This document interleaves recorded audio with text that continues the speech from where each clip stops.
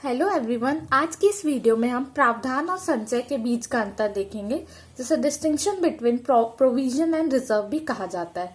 देखिए, सबसे पहला पॉइंट दिया आपको उद्देश्य।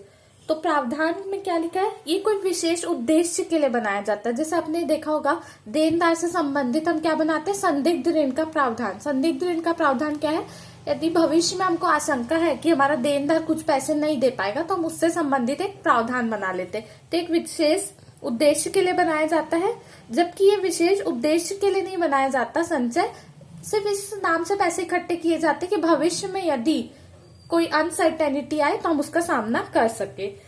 फिर इसके बाद इसका प्रयोग क्या है, यह उसी हानि पर व्यय किया जाएगा जिसके लिए ये बनाएगा। जैसे आपने देनदार के लिए संदिग्ध ऋण प्रावधान में पैसे इकट्ठे किए, तो आप इस पैसे को सिर्फ देनदार से संबंधित चीजों के लिए इस्तेमाल कर पाएंगे और किसी प्रकार की हानि के लिए आप इसका यूज नहीं कर सकते। लेकिन संचय को आप भविष्य में होने वाले किसी भी व्यय पे, किसी भी हानि पे इस्तेमाल कर सकते हैं।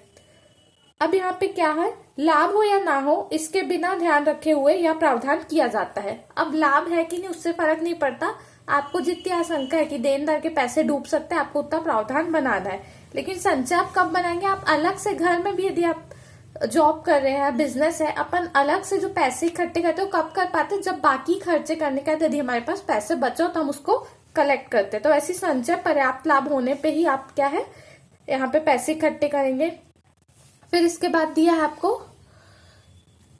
शुद्ध लाभ ज्ञात करने के लिए इसकी व्यवस्था करना अनिवार्य है। तो देखिए, आप संदिग्ध ऋण का प्रावधान लाभ हानि खाते के विकलन में दिखाते हैं। तो जब तक आप संदिग्ध ऋण का प्रावधान या इस टाइप के प्रावधान को सही से नहीं कैलकुलेट करके लिखेंगे, आपका शुद्ध लाभ नहीं पता चल पाएगा। लेकिन संचय क्या है, शुद्ध लाभ ज्ञात करने में ये संचय मदद नहीं करता, वरन इसका प्रबंध होना शुद्ध लाभों पर आधारित है। संचय किस पे डिपेंड करता है, शुद्ध लाभ पे। कितना लाभ बच रहा है उस आधार पे हम संचय जो है बनाते। फिर है इसका लेखा लाभ हानि विवरण में किया जाता है। अगेन जैसा हमने देखा, संदिग्ध ऋण का प्रावधान आप कहाँ दिखाते हैं, लाभ हानि खाते में। इसका लेखा आधिक्य में किया जाता है। संचय हम कहाँ दिखाते हैं, जब हम चिट्ठा बनाते हैं तो आधिक्य के रूप में हम इसको दिखाते हैं। चिट्ठे में लेखा देख लेते हैं, तो ये क्या किया जाता है, चिट्ठे में देनदार में से हमेशा देखना संदिग्ध ऋण का प्रावधान घटाया जाता है। लेकिन ये आपका संचय कहाँ दिखाया जाता है, दायित्व पक्ष में आधिक्य के रूप में दिखाया जाता है। इसके बाद आपको दिया है, इसे लाभांश के रूप में नहीं बांटा जाता। आपने यदि संदिग्ध ऋण का प्रावधान में पैसे इकट्ठे किए हैं तो आप उसको उसी पर्पस के लिए इस्तेमाल कर सकते हैं, उसको लाभांश के रूप में बांट नहीं सकते। लेकिन संचय क्या है, आप बहुत समय से पैसे इकट्ठे करके रखे हैं, कोई भी अनसर्टेनिटी नहीं आई और वो पैसे रखे हैं, तो आप उसको जो है लोगों में बांट सकते हैं, अपने जो पार्टनरशिप फर्म है तो पार्टनर्स में, और यदि आपने शेयर्स लिए तो अपने शेयर होल्डर में। फिर इसके बाद है, चाहे जितनी आवश्यकता हो इसे सामान्य संचय में कोई राशि हस्तांतरित नहीं हो सकती। आपने जिस पर्पस के लिए आपने पैसे इकट्ठा किया उसी पर्पस के लिए रहेगा, आप उसको सामान्य संचय के रूप में नहीं इस्तेमाल कर सकते। इसमें लिखा है, यदि आवश्यकता हो तो इस संचय से प्रावधान में कुछ राशि हस्तांतरित की जा सकती है। यदि आपने संचय में पैसे इकट्ठे करके रखे हैं और आपको यदि भविष्य में कोई प्रावधान के लिए पैसे चाहिए तो आप यहाँ से ले सकते हैं। इसके बाद इस राशि को साधारणतः व्यापार के बाहर विनियोग नहीं किया जाता। आपने ये कुछ पर्पस से पैसे इकट्ठे किए तो उसी के लिए आप यूज करेंगे, इसको बाहर इन्वेस्ट नहीं करेंगे। लेकिन संचय में आप पैसे बाहर इन्वेस्ट कर सकते हैं।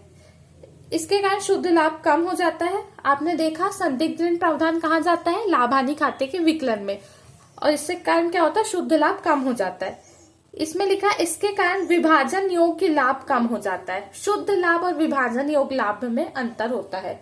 शुद्ध लाभ जो आएगा उसके बाद विभाजन योग्य लाभ क्या है, जो आप अपने शेयर होल्डर में बांट सकते थे। तो आपने शुद्ध लाभ पहले जो भी राशि आई उसमें से कुछ पैसा आपने संचय में इकट्ठा कर लिया। यदि हम यहाँ पे देखें तो ये है आपका शुद्ध लाभ। इसमें से क्या होगा, आप इसी पैसे में से संचय बनाएंगे। फिर जो राशि बचेगी वो है आपकी विभाजन योग्य लाभ। तो क्या होता है, संचय से आपका विभाजन योग्य लाभ कम हो जाता है। तो इस वीडियो में हमने देखा प्रावधान और संचय के बीच का अंतर। Thank you very much.